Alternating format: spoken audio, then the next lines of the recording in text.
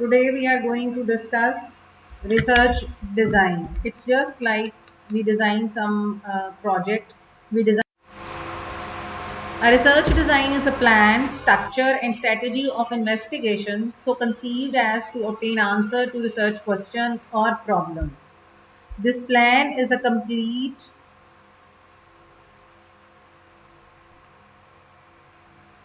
scheme or program of the research. It includes an outline of what the investigator will do from writing the hypothesis and their operational implications to the final analysis of the data. Now we will discuss one by one the each and every part of definition. Research design is a plan. That means we plan, make an outline or a plan that what we are going to research. Then the structure. Structure includes the type of research which we will have, who will be our, how we will, how much money we will spend on it, how much time we will spend on it, how we will proceed about it, the steps, and the strategy of investigation. Now, this is very important. Whether will it be a survey research or what type of instrument we will use, that strategy means the methodology. So conceived as to obtain answers to the research questions or problems.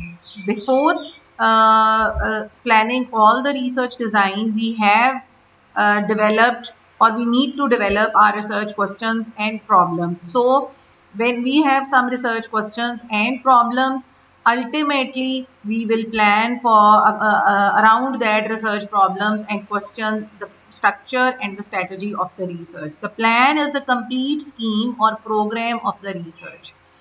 So whatever we will plan, it will be very comprehensive, it will be very focused, and it should give our viewers a complete our future program of that research, that how we will go about different steps of research. It include an outline of what the investigator will do from writing the hypothesis.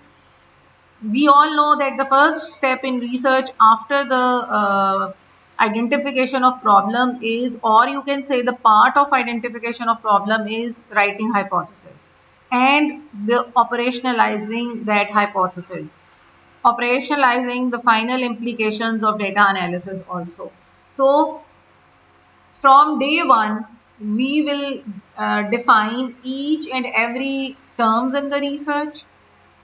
Each and every steps of the research should be well planned and well written, focusing the hypothesis.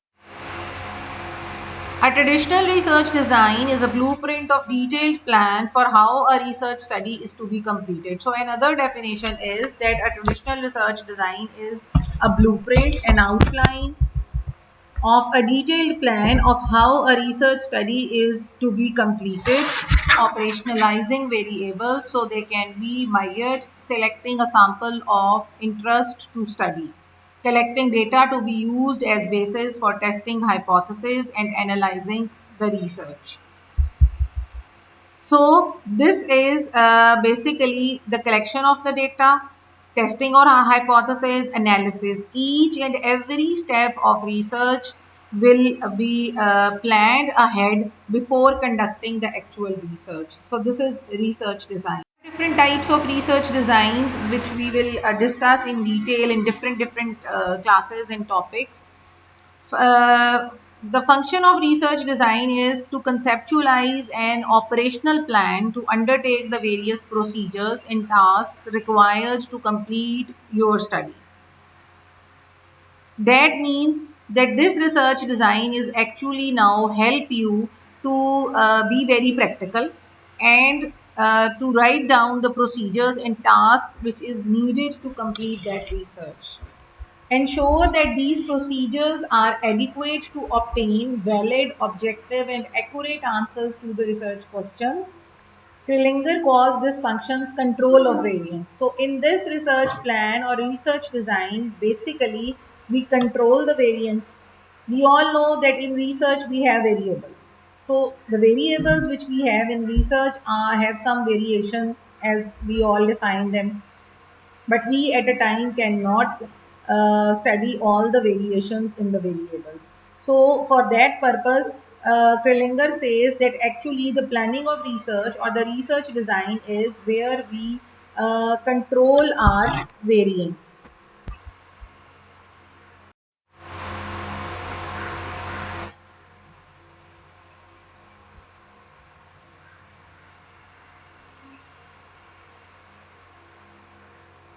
Sampling. Next topic of research is sampling. We will discuss sampling in statistics also in detail, but here sampling is the process of selecting a sample from a bigger group, the sampling population, to become the basis for estimating or predicting the prevalence of an unknown piece of information, situation, or outcome regarding the bigger group. A sample is a subgroup of the population you are interested in. As the name indicates, that sample is a small piece or a small group from which we will pick from a population or which we will pick from a bigger group. That bigger group in research is known as sampling population, and the small group or the subgroup which we will choose from there will known as sampling. That sampling is actually collected to draw some information from that sample, which information we can generate or we can journalize on our population in which we are. Advantages of sampling are that it saves time as well as financial human resources. And why we need to do, okay, uh, basically the sampling is very important in the quantitative researches, because where the data is large and we have a large group of populations, we draw small subgroups from that large group, and that the purpose of that sampling is it saves our time as well as human resources. The disadvantage is as that you do not find out the information about the population of interest to you, but only estimate or predict them. Okay, there can be one disadvantage of sampling also. That means by drawing few group out of a few people from a group, we cannot sometime make just predictions and estimates about the findings. We cannot be sure that findings are true, because the group we tested our findings and we acquired our findings from a small group. Not the issue of sampling is less. So far as qualitative research is concerned, here the issue of sampling is very minor, or it's less significant, because sample size is always small in the qualitative research, and we do not sometimes pick sample. If, for example, in the case of case studies, we just study one case and make write thesis about that case. So in that case, sampling, we don't need to make draw some sample out of it. We just study one case in some psychological issues in the person. We will just pick one or two persons and we will discuss with those, and that findings will cannot be journalized, because this sampling procedure is less significant in qualitative research, because of less diversity. Then population is small, and secondly we need an in-depth information from that small population, and that information will be particularly will be of that group which we are studying. So we are not, remember one thing, in qualitative research is whatever the sample size is and whatever their findings are, these findings are not journalized or infer on. We will not inferential statistic will not be applied on that thing. These are the sampling terminologies: population, the large group; the sample, the small group; sample size, that is the number of the respondent which we are taking in the sample; then sample design and strategy. Yes, we have different types of sample types. That sample style or design, it's a design within a research design. We have studies that in this research we design each and everything, we write down each and everything, each and every task which we are going to perform. So again, when we will choose the sample, because that sample is very important, because we are going to conduct some data analysis of that sample. We are going to conduct, we are going to collect information from that sample. So sampling design is very important in the research methodology. Sampling unit or sampling element, that means the one sample which we will take. What is our sampling unit, whether it is a one person or one product or one group thing, that is sampling. Then sampling frame, that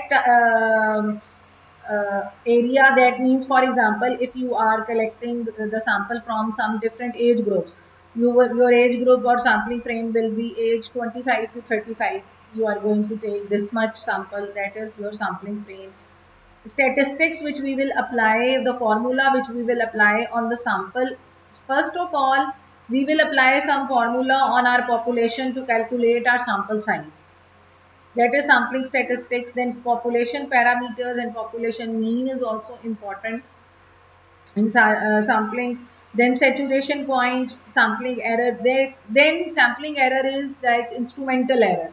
When we say that we use some instrument for some purpose, we always keep 1% margin that this instrument may give some wrong information. If we are using some devices, that device can have 1% instrumental error.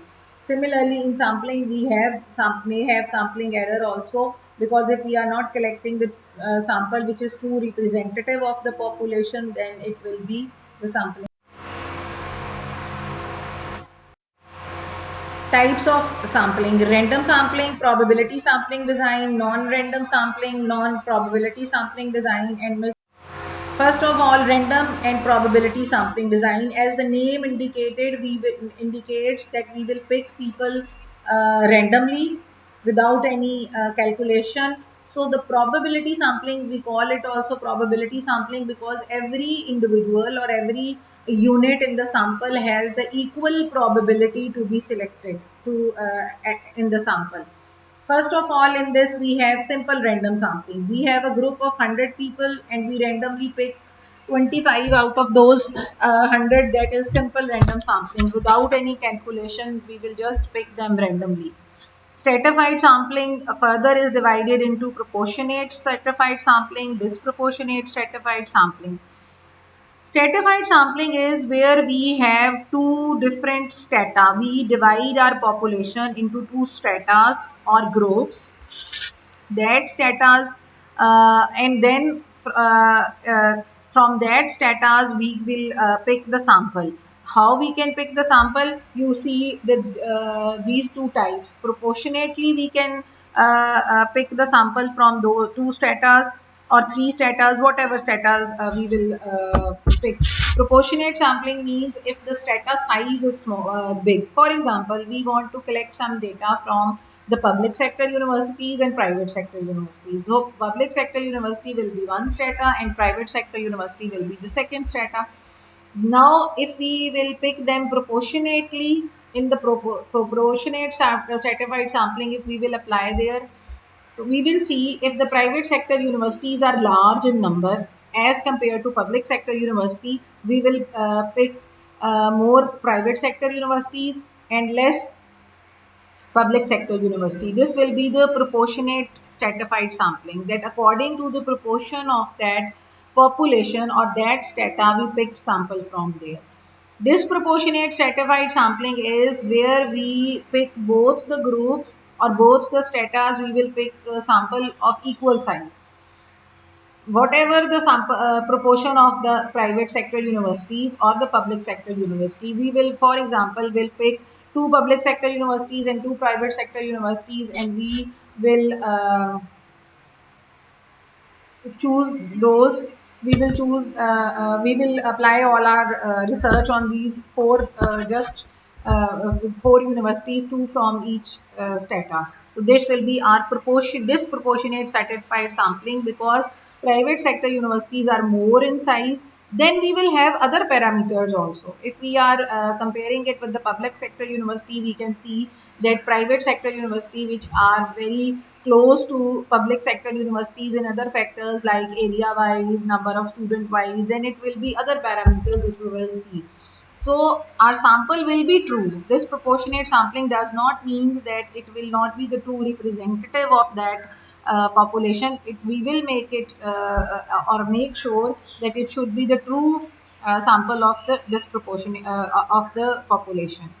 Then we have cluster sample. Again, we will make clusters and groups, age groups, genders, and then if we have just one cluster, we will make one cluster of some experts, and we pick some okay, want to take experts, interior designers, about uh, take the experts of interior design, or architects, group of architects, to assess some building, for example. That will be just one single group or cluster of all architects or interior designers, and we will pick two few from them and make and will say them to analyze that building. So that is cluster sampling. If we have two clusters, you have for example, in gender, male and female, two groups, and you pick from them, so that is cluster sampling. Then multi sampling means when we have two more than three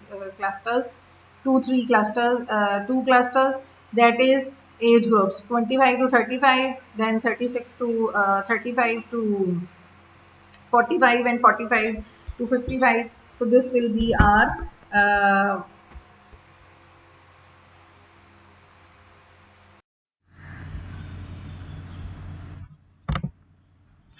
non-random probability sampling design.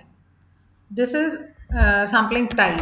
In this, first of all, we have quota sampling. As the name indicated, that we are not going to pick respondents randomly. We will have some systems. We will develop some systems and collect data from them, because population of course will be the well defined, but within the population we cannot have the access to the respondents randomly.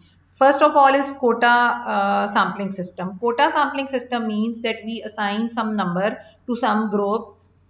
It's just like that we have in our universities quota of different provinces. For different BS admissions, we have a number of seats assigned to some province. That is the quota of that province, and we will take candidates from that province. Similar, this same is applies in research, that we have different groups, and to those groups we assign some number, that we will pick respondents from this much, respondents from this group. Number two type is accidental sampling. This is very, very common in our survey researches of daily life, like when you enter in a mall and you are given a survey form. That is the accidental sampling. You will, if you want to do some research in a shopping mall about some product, about sometime the interior of that mall, about sometime interior of some restaurant, you will go there, you will spend one whole day there, and who will be the client for that day will be your